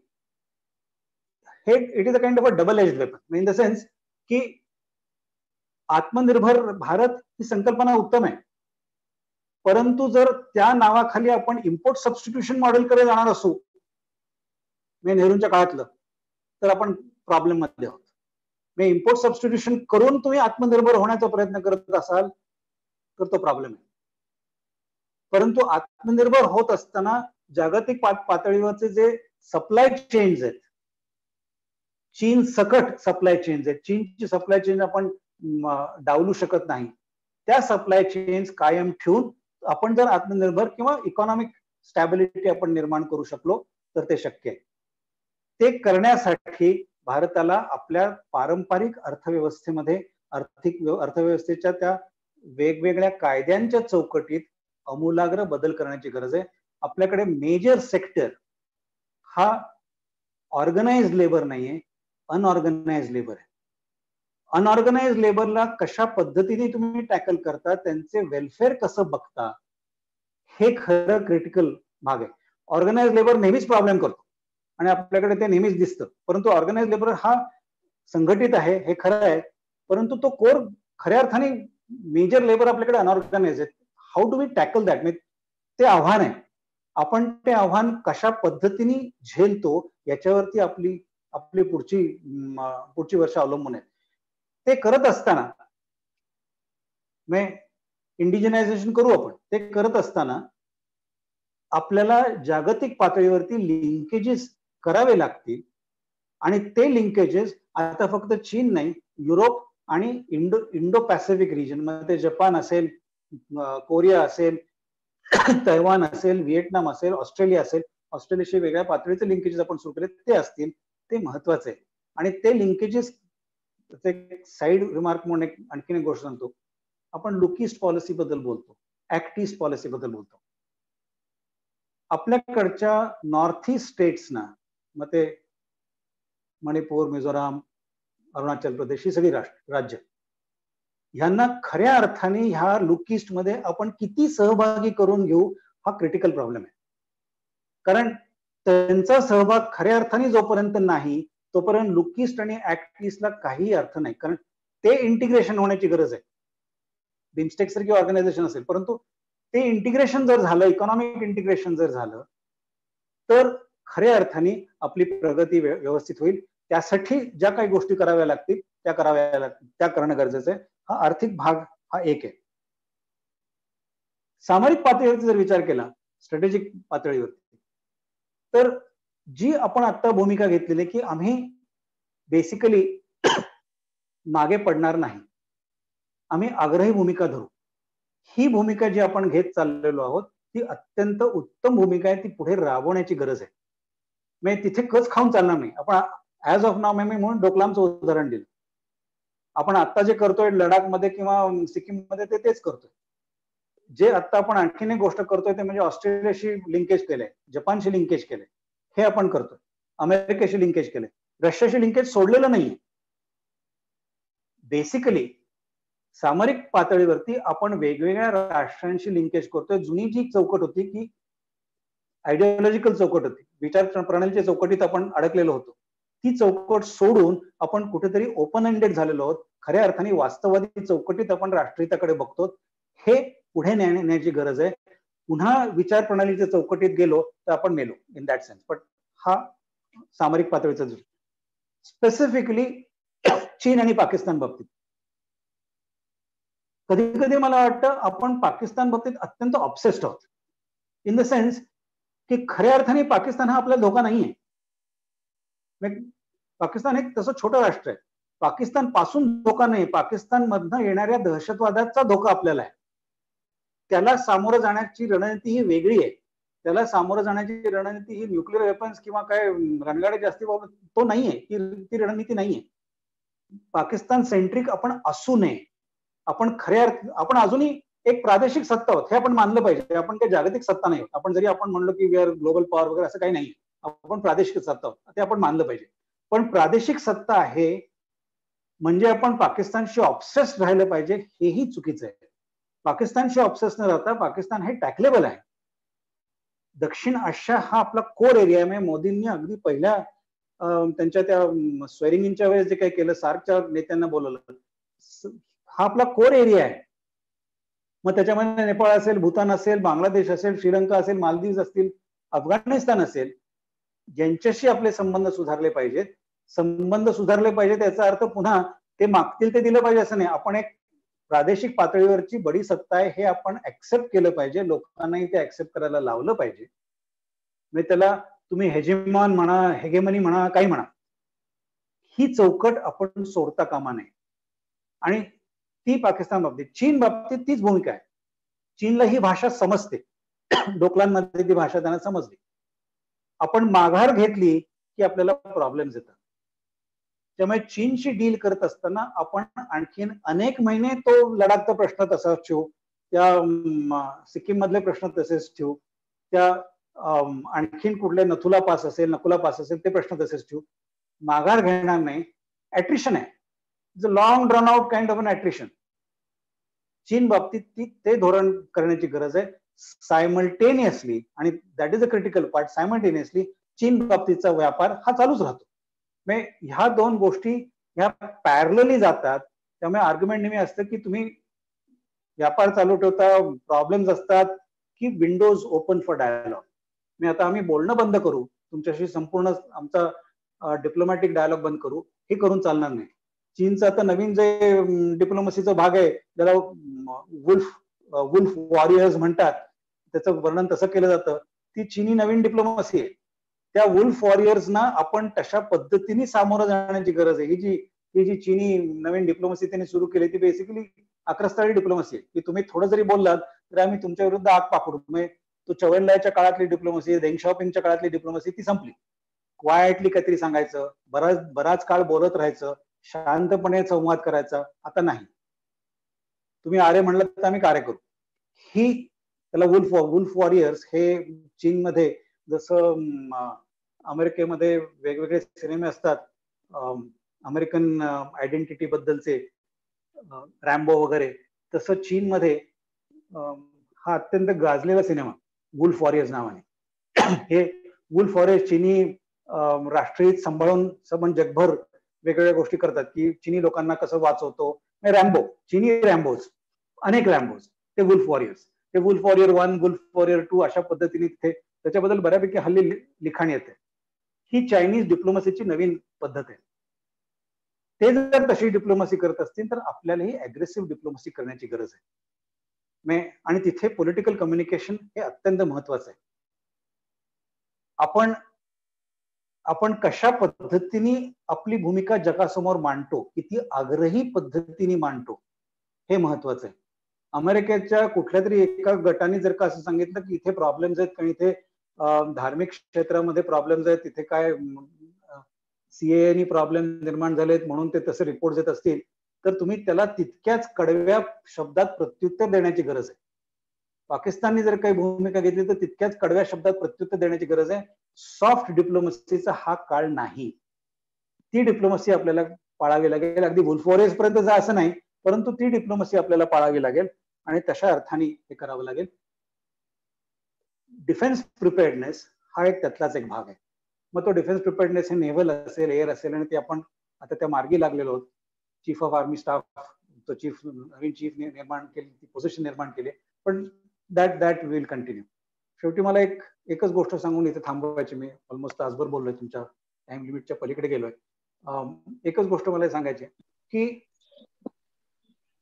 भारताबद्दल आपण जेव्हा बोलतो तेव्हा आपण एक आता खूप बडं राष्ट्र झालेलो आहोत, आपण एक जागतिक सत्ता झालेलो आहोत असं आपण जेव्हा म्हणतो, तेव्हा आपण याची जाणीव ठेवली पाहिजे की आपल्याकडे पोटेन्शियल आहे आणि ते पोटेन्शियल आपण कशा अर्थाने वापरू हे आपण बघितलं पाहिजे आणि ते वापरण्याची गरज आहे. त्याचबरोबर आणखीन पण एक गोष्टीची जाणीव ठेवली पाहिजे, ती अशी की बरेच वेळा अशी टीका होती की अमेरिकेने असं केलं की आपण अमेरिकेच्या हाताखाली गेलो का, रशियाच्या हाताखाली गेलो का. तसं नाही. We are too big a power. आपण जर स्वतःला प्रादेशिक सत्ता, जागतिक सत्ता म्हणत असू तर अमेरिकेशी करार केला किंवा अमेरिकेबरोबर काहीतरी केलं की आपण एकदम अमेरिकेच्या ताब्यात गेलो, हे म्हणणं फार धाडसीच आहे, चुकीचं आहे. तसं म्हणू नये. स्वतःबद्दलचा एक आत्मविश्वास ठेवून जर आपण पुढे वागलो तर डेफिनेटली आपल्याला त्यातनं काहीतरी साध्य करता येईल. थँक्यू. मला वेळ दिलात, काही गोष्टी बोलायला वेळ दिलं, मनपूर्वक आभार. थँक्यू. पण म्हणलं तसं प्रश्न. हो हो हो डॉक्टर, धन्यवाद. म्हणजे आता गेल्या 1 तासामध्ये जवळजवळ सगळं जग हिंडून आलोय. हे जग थोडस आणि खूप मोठं आहे, त्यामुळे तुम्ही अनेक वर्ष याचा अभ्यास करताय. आम्ही सगळेच जण एवढा अभ्यास करत नसतो, पण अनेक गोष्टी समजल्या. माझ्याही मनात काही प्रश्न आहेत. आपल्या बरोबर जे अनेक श्रोते आहेत, या मध्ये पार्टिसिपंट्स आहेत, त्यांच्याही मनात प्रश्न आहेत. एक प्रश्न आपण घेऊया. किशोरी गद्र्यांचा एक प्रश्न आहे. Kishori, over to you. तुमचा प्रश्न तुम्ही सरांना विचारू शकता. नमस्ते सर. खूप चांगलं वाटलं तुमचं सगळं विवेचन ऐकून. एक वेगळा पर्स्पेक्टिव्ह मिळाला. एक मला असं वाटलं की करोनानी सगळ्या जगाला एका प्लॅटफॉर्मवर आणलं पहिल्यांदाच. एकच शत्रू आणि त्याच्याशी सगळे देश लढत होते आणि हे करत असताना सगळ्या देशांच्या सिस्टीमचं पितळ बऱ्यापैकी उघडं पडलं. म्हणजे कोण कसं हँडल करू शकलं करोना हे आपण बघितलं आणि कित्येक देश चुकले जे आपण थोर समजत होतो, भारी समजत होतो. अशा लोकांना तो खूप चांगला हाताळता आला नाही. जेव्हा हेल्थची सिस्टीम चांगली नाही असं आपण म्हणतो, त्यावेळेला सिस्टीमचा प्रश्न येतो आणि अनेक सिस्टीम चांगल्या नसण्याची शक्यता तयार होते त्यातनं. म्हणजे एखादा देश तुम्ही कसा हँडल करताय याचं चित्र कदाचित करोनानी सगळ्या जगासमोर आणलं, प्रत्येक देशाचं. तर अशा याच्यात काही वेगळ्या तऱ्हेची इक्वेशन्स तयार होतील का? कारण आता सामर्थ्य प्रत्येकाचं, अर्थात लष्करी सामर्थ्य आणि इकॉनॉमिक सामर्थ्य वेगळं असतं, तरी सुद्धा एक क्लॅरिटी ऑफ थॉट आणि सिस्टीमचं सामर्थ्य जर दुसऱ्या टोकाला जात असेल तर आतापर्यंत जे जगाला सार्वभौमत्व मानणारे काही देश होते, जे USA सारखे देश आहेत, ते बदलून आपलं ते कुठेतरी दुसरीकडे शिफ्ट होईल का जगाचं तोल, असं काही शक्यता दिसतात का आपल्याला? पर्सनली मला तशा पद्धतीने बदलवेल असं वाटत नाही. In the sense, let me explain. फार तर काय होऊ शकतं, अमेरिकेसारखा देश असेल किंवा इतर स्वीडन असेल, युरोप असेल, फार फार तर काय होतं, तिथल्या ज्या हेल्थ सिस्टम्स आहेत, तिथली जी व्यवस्था आहे, म्हणजे एकूणच हेल्थ व्यवस्था जी आहे, मग त्यात इन्शुरन्स आहे, मेडिकल सिस्टम्स आहेत, ह्याला काही फार मोठ्या प्रमाणात चालना मिळण्याची शक्यता आहे. म्हणजे त्याच्यावरती आणखी लक्ष केंद्रित केलं जाईल, कदाचित फंडिंग दिलं जाईल. परंतु इव्हेंच्युअली कोरोना सारखी गोष्ट eventually it will have to die down. म्हणजे इतके वेगवेगळ्या प्रकारच्या गोष्टी येतात आणि जातात. आपण आज कोरोनाच्या त्या प्रॉब्लेमच्या मध्ये आहोत म्हणून आपल्याला तो प्रचंड मोठा वाटतो. सार्स जेव्हा प्रचंड प्रमाणात मोठं साऊथ ईस्ट एशियामध्ये पसरलं, चीनमध्ये पसरलं, आपल्याकडे सार्स एवढा प्रॉब्लेम आला तर त्यांनाही ते फार मोठं वाटत होतं. परंतु दॅट ऑल्सो इव्हेंच्युअली वेंट. ते वेंट इन द सेन्स ते जात नाही कधी, ते राहतात. परंतु you go back to a system where things you go back to usual. तुम्ही जर का नॉर्थ साऊथ ईस्ट एशियन लोकांकडे बघितलं, ते जेव्हा प्रवास करतात, स्पेशली व्हिएटनामीज, चायनीज, इनएव्हिटेबली ते तोंडावरती मास्क घालतात आंतरराष्ट्रीय पातळीवर जेव्हा प्रवास करतात. हे मास्क घालण्याची सिस्टम तेव्हा सार्स पासून आलेली आहे. आपल्याकडे इव्हेंच्युअली ती सिस्टम येईल, that would be a new normal. राष्ट्रवादाच्या चौकटीतनं आपण बाहेर पडू असं मला वाटत नाही. कारण ह्या गोष्टी टॅकल करण्यासाठी प्रत्येक राष्ट्र आर्ग्युमेंट असंच करेल की मी माझं राष्ट्रामध्ये हे कसं टॅकल करू. आणि इन्क्रीजिंगली तुम्ही क्वारंटाईन करायला सुरुवात कराल, बाहेरून येणाऱ्या गोष्टींवरती निर्बंध घालायला सुरुवात कराल, कारण त्याच्यातनं तुमची सिक्युरिटी दिसते. ग्लोबल इश्यूज वरती टॅकल करावं ही भूमिका ही अत्यंत आयडियलिस्ट आहे. त्या भूमिकेतनं बघायचं झालं तर WHO आहे किंवा युनायटेड नेशन्स आहे, त्या भूमिकेतनं बघणे खूप आयडियलिस्ट आहे. कारण त्या भूमिकेतनं बघण्यासाठी ज्या प्रकारचं सहकार्य लागतं ते सहकार्य करायला राष्ट्र तयार होणार नाही. ते सहकार्य करायचं असं चीननी पूर्वी केलं असतं, ते सहकार्य करायचं असतं अमेरिकेने किंवा युरोपियन राष्ट्रांनी पूर्वीच केलं असतं. मग ते एड्स संदर्भात केलं असतं, सार्स संदर्भात केलं असतं. It is a big business finally. Pharmaceuticals is a big business and they will do it. आणि ती राष्ट्र राज्याची चौकट राहील. That will not change. हे मला पटतंय. फक्त एकच मुद्दा असा होता की ज्यावेळेला एक सिस्टीम तुमची वीक आहे, अशा अनेक सिस्टीम वीक आहेत, तुम्ही बोलताय जोरात पण प्रत्यक्षात तुमच्या राष्ट्रात तशी परिस्थिती नाही, असं होतंय का राष्ट्रांचं? आणि त्यामुळे काही आपल्याला वेगळं चित्र दिसतंय का? ज्या राष्ट्रांना आपण मोठं समजत होतो ती मोठी नाहीत असं आपल्याला कळलं का या सगळ्याचं? आहे ना, ते दिसतं ना. म्हणजे अनेक राष्ट्र, म्हणजे एस्पेशली ह्या वेस्ट युरोपियन असतील, अमेरिका असेल, कॅनडा असेल, इव्हन ऑस्ट्रेलिया असेल, ज्या राष्ट्रांकडे आपण ती एक प्रकारे अवैध आहेत किंवा इम्पिग्नेबल आहेत अशी म्हणत होतो, त्या राष्ट्रांना पण प्रॉब्लेम येऊ शकतात. हे कुठेतरी त्यांचं वीक पॉइंट ओपन होतं आणि ही वीकनेस ओपन होते. ते वीकनेस ओपन झाल्यानंतर त्यासाठी त्यांनी काय करावं हे ते राष्ट्र ठरवतं. आणि प्रत्येक राष्ट्राने आपण बघितलं तर स्वतःच्या धोरणांप्रमाणे ते आखायला सुरुवात केलेली आहे. मग स्वीडन असेल, फ्रान्स असेल, ते हे नाही बॉदर करत आहेत की काय. इव्हन युरोपियन युनियन मध्ये तो वाद होता की युरोपियन युनियनची सामूहिक भूमिका असावी का युरोपियन युनियन मध्ये राष्ट्रांची भूमिका असावी. प्रत्येक राष्ट्र स्वतःच्या पद्धतीने ते हाताळते. त्यांच्या सिस्टम सुधारत असतील, त्यांच्याकडे पैसा आहे, त्या सिस्टम सुधारतील. आफ्रिका आशियामधल्या राष्ट्रांकडे तितका पैसा नाहीये की त्या सगळ्या सिस्टम रिव्हॅम्प करतील. केव्हा तरी ते करावे लागतील. हेल्थ सिस्टम असतील, केव्हा तरी किंवा वेलफेअर सिस्टम असतील, केव्हा तरी करावे लागतील. परंतु त्याला करण्याच्या मर्यादा आहेत. पण ते राष्ट्राच्या चौकटीत होईल, ते इंटरनॅशनल कोऑपरेशनच्या थ्रू होईल असं मला तरी वाटत नाही.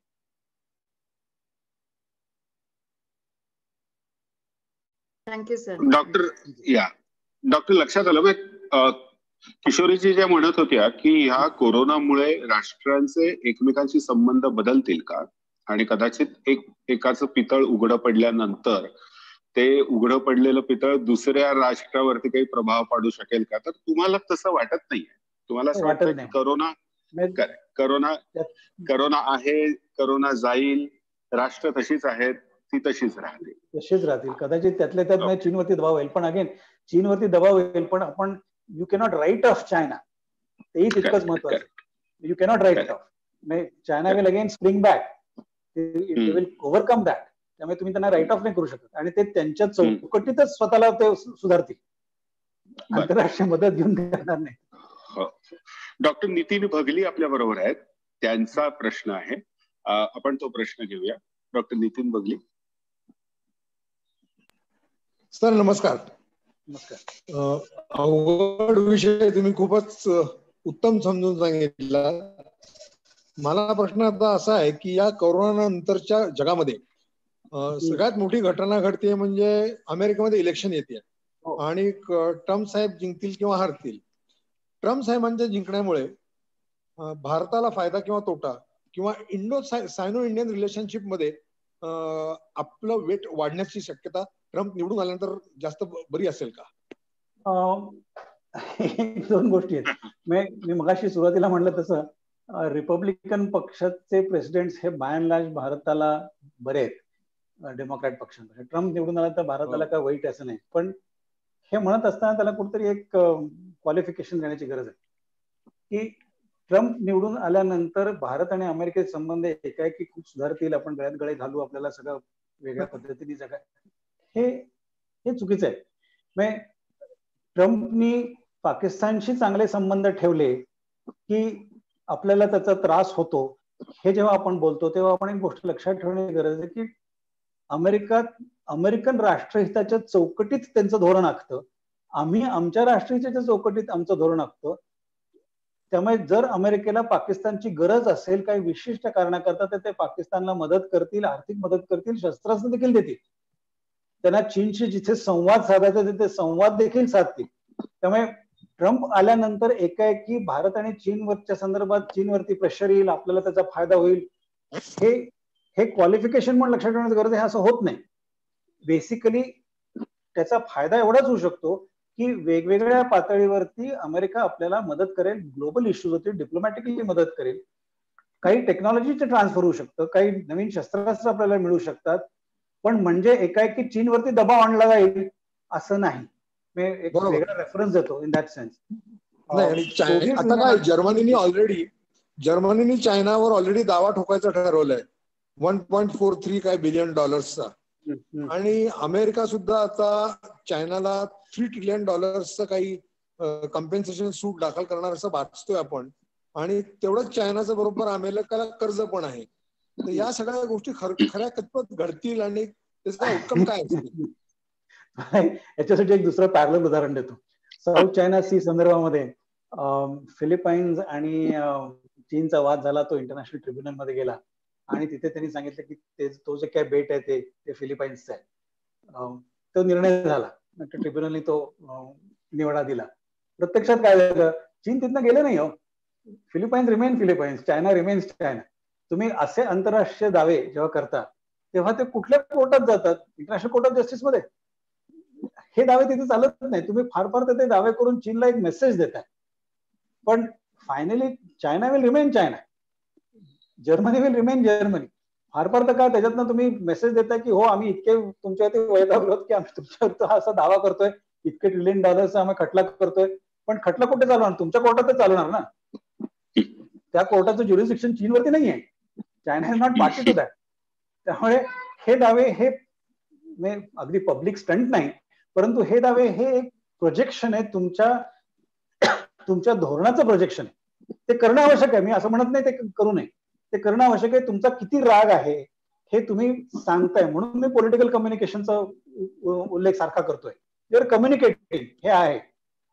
त्याच्यातनं पुढे ते दावे सिद्ध होतील नाही होतील हे इमटेरियल आहे. China will remain China. Thank you. Sir, China will remain China असं तुम्ही म्हणालात, पण गेल्या 1.5-2 महिन्यामध्ये, विशेषतः रादर एका वर्षापासून हाँगकाँग मध्ये आणि चायनामध्ये जे चाललेलं आहे, आणि तुम्ही तियानमेन स्क्वेअरचं पण उदाहरण दिलं, आणि त्या मानाने चायना हाँगकाँगला खूप शांतपणे हाताळतंय, फार बळाचा वापर करत नाही असंही आपण म्हणाल. तर ज्योती पंडित म्हणून आपल्या आत्ता प्रेक्षक आहेत, त्यांचा हा प्रश्न आहे. त्यांचा प्रश्न असा आहे की आता जे हाँगकाँगमध्ये चाललंय, चायना जे हँडल करताय, तो फक्त चायना आणि हाँगकाँग असा भाग वाटत नाहीये, कारण सगळं जग त्याला रिॲक्ट करत आहे, आणि त्या रिॲक्शन मधनं चायना एकीकडे जाईल आणि जग दुसरीकडे जाईल अशी शक्यता वाटतेय का? आणि हे टोकाचं होऊन तिचा प्रश्न असा आहे की आपण 3ऱ्या महायुद्धाच्या दिशेने चाललोय का? म्हणजे याला कदाचित सर फक्त हाँगकाँग हा मुद्दा नसेल, कदाचित आता कोरोनानी निर्माण झालेल्या इकॉनॉमिक परिस्थिती असतील, आतापर्यंतची टेन्शन्स असतील, पण असं आपण चाललोय का, असा प्रश्न. हाँगकाँग फोकस घेऊन जेव्हा आपण विचार करतो ना, तेव्हा मी मगाशी बोलता बोलता म्हटलं होतं की मला हाँगकाँग मधली बऱ्यापैकी बातम्या माझी तिथली विद्यार्थिनी देत असते. हाँगकाँग फोकस घेऊन जर आपण बोललो ना, तर हाँगकाँग मध्ये जे काही आंदोलन चाललंय, प्रो डेमोक्रेसी म्हणा, व्हॉट एव्हर, याला खूप मर्यादा आहेत. मर्यादा अशा अर्थाने आहेत की शेवटी whether you like it a not, he colony होती. ब्रिटनने ती कॉलनी सरेंडर केली, काय करार केला असेल, इतके वर्ष असे ती ड्युअल यूज असेल, त्या काळी ती व्यवस्था वन कंट्री टू सिस्टम्स ह्या चौकटीत ती राहणार होती, असं ते 1997 मला वाटतं त्या करारात असं दिलं होतं, आणि ते चीनने मान्य केलं होतं. आता त्या टू सिस्टम राहिलेल्या नाहीत. चीन ज्या पद्धतीने हाँगकाँग वरती ताबा मिळवण्याचा प्रयत्न करते, तो ताबा पॅरलल बघितलं तर चीनने ज्या पद्धतीने तिबेटवरती ताबा मिळवला, ज्या पद्धतीने उगीर प्रांतावरती ताबा मिळवण्याचा प्रयत्न करते, ज्या पद्धतीने हाँगकाँग वरती ताबा मिळवण्याचा, ह्याच्यात तिन्ही याच्यात फरक आहे. तिबेटमध्ये प्रत्यक्ष सैन्य पाठवून ताबा मिळवला, ते सोपं होतं कारण तिथे कोणी दुसरं जाणं शक्य नव्हतं. आम्ही पण 1954 साली हे मान्य केले की तिबेट हा चीनचा अविभाज्य घटक आहे, पण तो करारच केला, तिबेटचा करार केला, व्यापारी करार 54 साली, ज्याला आपण पंचशील करार म्हणतो. युगीरमध्ये चीननी तीच व्यवस्था पाळली, सगळ्या त्या लोकांना एकत्र केलं, क्वारंटाईन केलं, व्हॉट एव्हर. हाँगकाँग हे जास्ती इंटरनॅशनल आहे कारण त्याचे स्वरूप वेगळे, म्हणजे ते international city, basically economic centre आहे, म्हणून हाताळण्याची पद्धत वेगळी. चीन हाँगकाँगला हाताळते हे व्यवस्थितपणे राजकीय आणि कायद्याच्या चौकटीत हाताळण्याचा प्रयत्न करतो, आणि ते करेल तसं. ते हळूहळू तो कायदा इम्प्लिमेंट करेल आणि त्याप्रमाणे ते करायला लावेल, आणि फायनली हाँगकाँग मध्ये देखील प्रत्यक्षात तिथे आंदोलन करणारी किती लोक आहेत हे जर का आपण बघितलं तर ऍज आय एम टोल्ड, ती आंदोलन करणारी लोक ही लिमिटेड आहेत. म्हणजे ते खऱ्या अर्थाने संपूर्ण हाँगकाँगचं सगळी लोक आंदोलन करत नाहीयेत, ही वस्तुस्थिती आहे. त्यामुळे ती जी लिमिट, आणि आता त्यांना पैशाची चणचण आहे, ती पण बातमी मध्यंतरी आली. ती जी परिस्थिती आहे ती eventually you will tire them out, आणि once you tire them out, China will continue to keep हाँगकाँग इकॉनॉमी अलाइव्ह, कारण त्याच्यातनं चायनाला फायदा आहे. म्हणजे तिथे जो काही फ्री ट्रेड चालतो, तिथे जे काही कन्सेशन्स असतात, इन्व्हेस्टमेंट्स असतात, ते चालू ठेवतील कारण त्यांना तो फायदा आहे. आणि एकूण चायनीज इकॉनॉमी स्टेबल जेव्हा होते तेव्हा हाँगकाँगचा वापर चीनच नाही, आतापर्यंत जसे इन्व्हेस्टमेंट केले जात होते तर त्यासाठी इन्व्हेस्टमेंट तसंच चालू राहील, कारण you are containing it. Finally हाँगकाँग हा चीनचा प्रदेश आहे, हे हाँगकाँगच्या लोकही फायनली मान्य करतील, आणि आंदोलन करायला लिमिट असते हो. हाँगकाँगच्या लोकांच्या ते हळूहळू लक्षात यायला लागल्या, त्यामुळे त्याचं टोटल संख्या आणि व्याप्ती कमी झाली. त्यामुळे हाँगकाँगचा प्रश्न इंटरनॅशनल आहे, बरोबर आहे, पण Chinese approach is very different, आणि तो अप्रोच आपण बघण्याची गरज आहे. दे doing it very systematically. Aggressive आहेत, हो आहेत, पण अत्यंत सिस्टमॅटिकली ते करतात, ते कायद्याच्या चौकटीत करतात, त्याला तुम्ही नाही म्हणू शकत नाही. मध्ये पण कायदा वापरतात हो सर. आणि या हाँगकाँगच्या प्रश्नाला जोडून जो तिसऱ्या महायुद्धाचा प्रश्न स्नेहल गोखल्यांचा होता, तो त्याविषयी तुम्हाला काय वाटतं? मला वाटत नाही तिसरं महायुद्ध ही संकल्पनाच मला अशी वाटत नाही. एक तर तशा पद्धतीची युद्ध आता होतील हे मानणं चुकीचं आहे. मी आताची सगळं पॅटर्न ऑफ वॉरफेअर बदललेलं आहे. पारंपरिक युद्ध आता तशा पद्धतीने होत नाही. आताची युद्धाचे पॅटर्न बदललेले, त्याला आता हायब्रिड वॉर्स म्हणतात. प्रॉब्ली आता खऱ्या अर्थाने युद्ध होतील ती टेक्नॉलॉजिकल लेवलला होती, सोशल नेटवर्किंग मधनं होती, ती काय म्हणतात त्याला सायबर सिक्युरिटीच्या चौकटीत होती, इकॉनॉमिक्स मध्ये होती, ट्रेड वॉर्स मध्ये होती. पारंपरिक युद्ध ती अत्यंत पारंपरिक युद्ध होणार नाही तसं नाही, ती होत राहतील, पण ती लोकलाइज्ड असते, ती लोकलाइज चालू राहतील. त्यासाठी तुम्हाला रणगाड्या लागतील, गन्स लागतील, काय व्हॉट एव्हर लागतील, पण ती लोकलाइज्ड असते, ती तशा अर्थाने जागतिक नसते. ठीक ठीक ठीक. गणेश रामदासी पण आपल्या पॅनेलवरती आहेत. गणेश, त्यांचा प्रश्न आहे. Over to you Ganesh.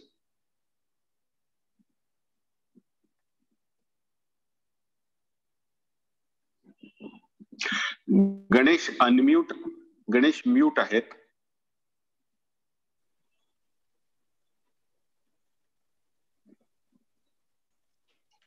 गणेशशी आपला संपर्क तुटलाय असं मला वाटतंय. गणेश म्यूट आहेत. हॅलो. हा हॅलो. हा हॅलो. येतोय गणेश, आवाज येतोय, बोला. हो येतोय. नमस्ते. पण राजकीय संपूर्ण पट व्यवस्थित उलगडून सांगितला, पण त्यामध्ये असं लक्षात आलं की तेल संपन्न राष्ट्र, गल्फ राष्ट्रांच्या आपण तो विषय टच नाही केला. पण ते आता सध्या राजकीय व्यापार इररिलेव्हंट झालेत का गल्फ कंट्रीज, हा एक प्रश्न छोटा. आणि त्याच्यासोबत पाक आणि चायना या दोन्हीच्या संदर्भामध्ये ते बाजूची राष्ट्र आहेत, किर्गिस्तान, कझाकिस्तान, ताजिकिस्तान वगैरे, तर त्यांचा कितपत आता भारतीय संपर्क आणि भारताच्या रिलेशनशी त्याचा उपयोग होऊ शकतो आंतरराष्ट्रीय राजकारणामध्ये? थँक्यू. गल्फ स्टेट्स जी आहेत, पश्चिम आशिया जी आहे, आज पश्चिम आशियामध्ये खरा जो संघर्ष आहे तो, पूर्वी पश्चिम आशिया म्हणलं की आपण अरब इस्रायल बोलायचो, पॅलेस्टाईन बद्दल बोलायचो. आज खरा जो संघर्ष पश्चिम आशियामध्ये आहे तो सौदी अरेबिया आणि इराण या दरम्यानचा आहे. आणि हा संघर्ष अमेरिकेने ओबामाच्या काळात व्यवस्थितपणे जाणला, आणि जाणला अशा अर्थाने की इराणचं वाढतं महत्व, लष्करी असेल, सामरिक असेल, आर्थिक असेल, व्हॉटेवर, आणि इराणला कंटिन्युअसली बाजूला टाकण्यात येत आहे व पश्चिम आशियाई राजकारणामधनं, ते चालणार नाही हे अमेरिकेने जाणलं. तो जो काही न्यूक्लिअर डील इराणची झाला तो जर आपण नीट बघितला आणि त्या चौकटीत बघितलं तर असं लक्षात येतं की इराणला ह्या पश्चिम आशियाई राजकारणामध्ये किंवा सत्ता व्यवस्थामध्ये समाविष्ट करून घेण्याची गरज होती. पश्चिम आशियाई राष्ट्रव्यवस्था किंवा राज्यव्यवस्था ही केवळ अरब राष्ट्रांपुरती मर्यादित ठेवून चालणार नाही. Iran is part of that. त्यासाठी कुठेतरी एक फेस सेव्हिंग डिव्हाइस म्हणून इराणला त्यात समाविष्ट करून घेण्यासाठी तो न्यूक्लिअर डील झाला. त्यामुळे इराणचं महत्व वाढतं आणि इराण खरा क्रायसिस आज पश्चिम आशियामध्ये इराण आणि सौदी अरेबिया यांच्या दरम्यान आहे. तुम्हाला हवा असेल तर तो सुन्नी शिया वाद म्हणून म्हणा, तो एका पातळीत असेल, परंतु त्याचबरोबर येमेन मध्ये जे होते, फॉर एक्झाम्पल येमेन मधला वाद हाच आहे, किंवा लेबनॉन मध्ये जे होते तिथे तोच प्रॉब्लेम आहे, सिरियामध्ये जे होते किंवा इराकमध्ये जे होते, हे सगळे इश्यूज हे क्रिटिकली वेस्ट एशियामध्ये जर आज येत्या पुढच्या काही वर्षात आपल्याला बघायचा असेल खरा संघर्ष कुठला, तर तो इराण आणि सौदी अरेबिया यांच्या दरम्यानचा असेल. त्या दरम्यानचा संघर्ष जर का आपण बघितला तर त्याच्यामध्ये तोही तितकाच प्रदीर्घ संघर्ष असेल. त्याच्यामध्ये अमेरिकेने जी आता भूमिका घेतली, ट्रम्पनी जी भूमिका घेतली इराणला बाजूला टाकण्याची, ती कदाचित अमेरिकेला महाग पडेल. म्हणजे इराणला बाजूला टाकून केवळ सौदी अरेबियाची मदत घेणं ही भूमिका कदाचित अमेरिकेला महाग पडेल. कुठेतरी इराणला त्या चौकटीत घेण्याची गरज आहे. हे युरोपियन राष्ट्र जाणून आहेत, पश्चिम युरोपियन राष्ट्र जाणून आहेत, whether it is Britain or whether it is European union, ते हे जाणून आहेत. त्यामुळे ते इराणला तितकं दुखवू इच्छित नाहीत. म्हणजे नुसतं तेलाचं राजकारण नाहीये, तेलाचं राजकारण असेल पण नुसतं तेलाचं नाही, कारण आता तेलाच्या राजकारणासाठी पश्चिम आशियावरती जग अवलंबून नाही, इतरत्र पण तेल बऱ्यापैकी मिळतं आणि ते ओपन मार्केट आहे. हा एक. सेंट्रल एशिया हे तितकंच महत्वाचं आहे. कझाकस्तान, उझबेकिस्तान हा जो सगळा former Soviet Union, Central Asia बाबतीत भारताने अनेक वर्ष we ignored it for all practical purposes. ते 1991 नंतर एकाएकी, असं म्हणणं चुकीचं आहे, पण एकाएकी आपल्याला जाग आली की अरे सेंट्रल एशियामध्ये आपल्याला काहीतरी प्रेझेन्स आवश्यक आहे. आपण सेंट्रल एशियामध्ये कुठेतरी आज स्वतःचा प्रेझेन्स निर्माण करण्याचा सिस्टमॅटिक प्रयत्न करतोय आणि त्याला बऱ्यापैकी यश येत आहे. आणि त्या दृष्टीने अफगाणिस्तान महत्वाचं आहे, त्या दृष्टीने इराण महत्वाचं आहे, कारण त्या तिकडे जाण्यासाठी ते रूट्स आहेत.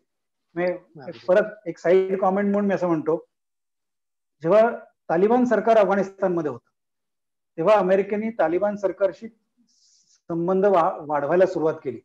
आणि ते आर्ग्युमेंट असं होतं की तुम्हाला जर सेंट्रल एशियामध्ये पोहोचायचं असेल, कारण सेंट्रल एशिया हे मिनरल रिच एरिया आहे, सेंट्रल एशियामध्ये पोहोचायचं असेल तर तो मार्ग हा इस्लामाबाद, काबूल तर्फे सेंट्रल एशियामध्ये जातो.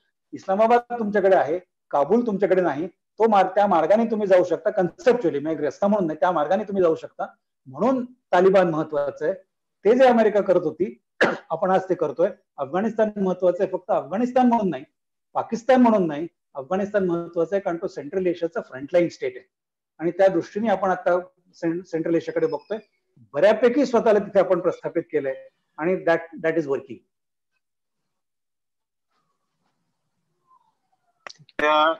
तुमच्या या साईड कॉमेंट्स खूपच इंटरेस्टिंग असतात आणि त्या एक वेगळ्या इन्साइट्स देतात. आपण आपल्या कार्यक्रमाच्या जरा शेवटाकडे चाललोय. एक दोन प्रश्न अजून आहेत ते आपण घेऊया. स्नेहल गोखल्यांचा पुन्हा एक प्रश्न आहे. त्यांचं म्हणणं असं आहे की हे चायना, हाँगकाँग हे सगळं चाललेलं आहे, सगळे ह्या सगळ्या प्रदेशामध्ये एक धुमश्चक्री चाललेली आहे, तर सिंगापूर इतका तटस्थ कसा काय राहू शकतो या सगळ्यामध्ये? त्याला काही स्वतःचं म्हणणं नाहीये का? Singapore is like Switzerland in that sense की सिंगापूरचं अस्तित्वच इकॉनॉमिक अस्तित्व. सिंगापूरचं अस्तित्व हे भौगोलिक नाहीये तशा अर्थाने. सिंगापूरचं अस्तित्व हे इकॉनॉमिक आहे, ट्रेड आहे. It is a centre for all economic activity. ते कुठेही जर का इकडे तिकडे जायचा प्रयत्न केला तर इट विल फिनिश इट्स. त्यामुळे सिंगापूरला न्यूट्रॅलिटी ठेवण्याच्या व्यतिरिक्त दुसरं ऑप्शन नाही. डिस्पाइट द फॅक्ट की सिंगापूरमध्ये प्रचंड मोठ्या प्रमाणात चायनीज पॉप्युलेशन आहे. It has to be neutral, तरच सिंगापूर तरेल.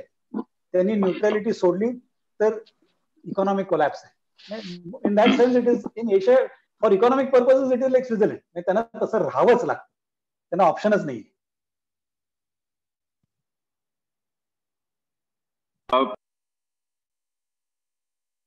एक जरा वेगळा प्रश्न आहे, म्हणजे आता हे सगळं समजल्यानंतर तुम्ही सतत सामरिक ताकद असा एक शब्द वापरत आलात आपल्या या सगळ्या विवेचनामध्ये.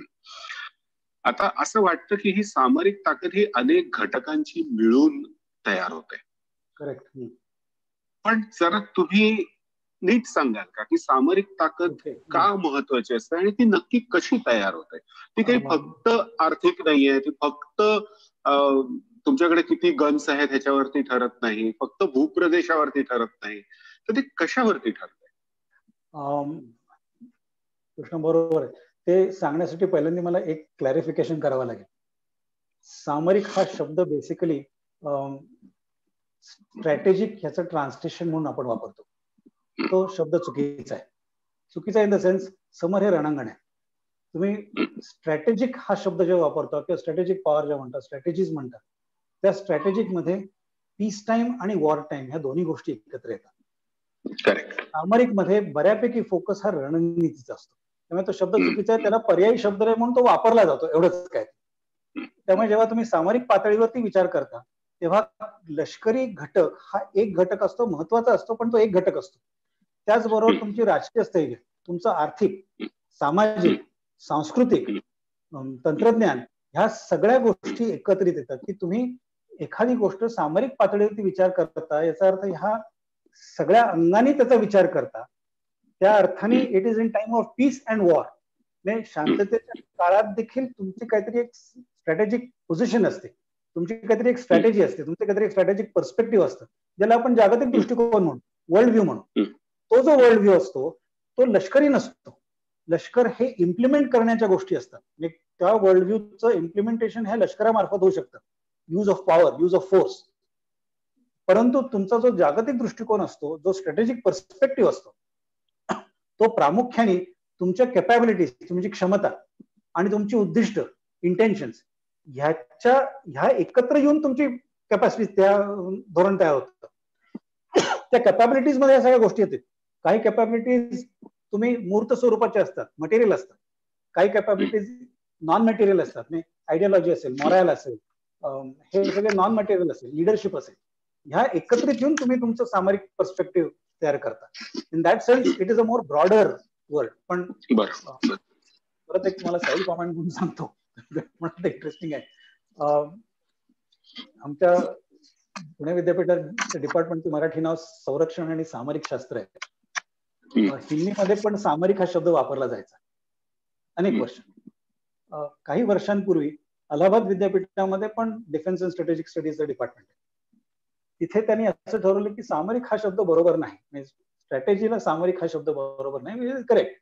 पण दुसरा ऑल्टरनेटिव्ह शब्द काय, म्हणून मग त्यांनी डिपार्टमेंटचं नाव बदललं आणि त्यांनी असं लिहायला सुरुवात केली, संरक्षण एवं स्ट्रॅटेजिक अध्ययन केंद्र.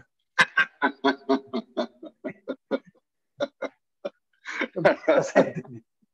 मला त्यातून नवीन शब्द सांगितलं सवल. ठीक आहे, ठीक आहे, ठीक आहे, ठीक आहे. सर, ह्या आज अनेक गोष्टी समजल्या. म्हणजे मला असं वाटतं की आम्ही जेव्हा इंटरनॅशनल न्यूज बघतो किंवा वर्तमानपत्र वाचत असतो, आता वर्तमानपत्र कमी वाचतो पण न्यूज वाचतो, डिजिटली पाहतो, तेव्हा गोष्टी वेगळ्या पद्धतीने पाहण्याचाही आम्ही नक्कीच प्रयत्न करू. तुम्ही आलात, वेळ दिलात, धन्यवाद. पॅनेल मधल्या सगळ्यांचेही धन्यवाद. एकच सांगायचंय की हे जे आपलं प्रबोधन गोरेगाव आणि इंडियन मॅजिक याचा प्रबोधन संवाद आहे, तो पुढच्या शनिवारी दीनानाथ हॉस्पिटलचे डॉक्टर धनंजय केळकर जे आहेत, तर त्यांच्या बरोबरती आपला हा संवाद चालू राहील संध्याकाळी 7:30 वाजता. विभावरी देशपांडे त्या संवादक असतील. आपणही या आपल्या मित्रमंडळींना सांगा, आपण या सगळ्यात सहभागी झालात. धन्यवाद. मजा आली डॉक्टर, मास्तर, मजा आली. थँक्यू.